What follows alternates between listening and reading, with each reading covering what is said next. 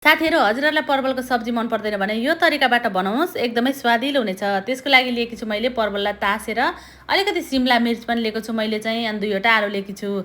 सबैभन्दा पहिला चाहिँ हेर्नु न, यो पर्वलको भित्रको दानाहरूलाई निकालेर फ्याल्नुपर्ने हुन्छ, कलिलो छ भने राख्दा हुन्छ।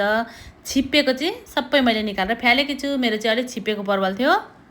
भित्रको सबै दानाहरूलाई निकालेर चाहिँ पर्वललाई मैले यसरी कट गरेर रेडी गरेकी छु। यसलाई चाहिँ हजुरहरूले आफूलाई मनपर्ने पिसेसमा काटेर रेडी गर्दा हुन्छ।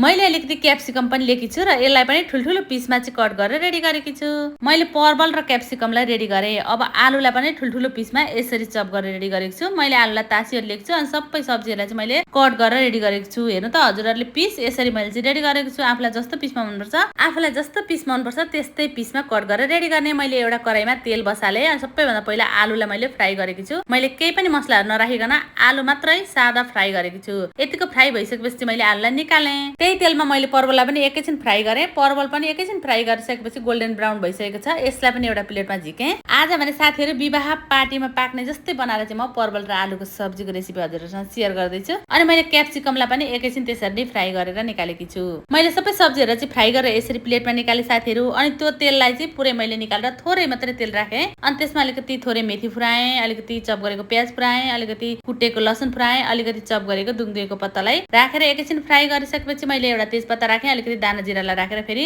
मजाले फ्राई गरेकी छु। सानो आँचमा चाहिँ प्याजलाई फ्राई हुन छोडिदिएर मैले मसलाहरू रेडी गर्दैछु। मसलाहरूमा चाहिँ मैले 1 चम्चा दाना जिरा, 1 चम्चा दाना धनियाँ, हरियो खुर्सानी, अलिकति अदुवाको टुक्रा, अलिकति प्याजको टुक्रा, अलिकति लसुन, अलिकति दुङदुङेको पत्ता, अलिकति चप गरेको टमाटर, अनि 2-3वटा जति ल्वाङ अनि अलिकति मरिच राखेर यसको पेस्ट रेडी गरेकी छु। फ्राई गरेको प्याजहरूमा चाहिँ मैले रेडी गरेको मसलाको पेस्टलाई राखेँ, अलिकति बेसार राखेँ, अलिकति काश्मिरी लाल मिर्च पाउडर राखेँ, अलिकति धनियाँ जिराको पाउडर राखेँ अनि मजाले मिक्स गर्दैकी छु। स्वाद अनुसार नुन राखेर फेरि मजाले चलाइदिएँ। मसलालाई यसरी चलाउँदै चलाउँदै मजाले पकाएकी छु। काँचोपना गनाउँछ नि त मजाले पाकेन भने मसला। अनि हेर्नु त है, तेल र मसला चाहिँ छुट्टिसकेको छ, मसलाबाट चाहिँ तेल निस्किसकेको छ। अब मैले अघि फ्राई गरेको आलु राखेँ, पर्वल राखेँ अनि फेरि मजाले यसरी फ्राई गरेँ।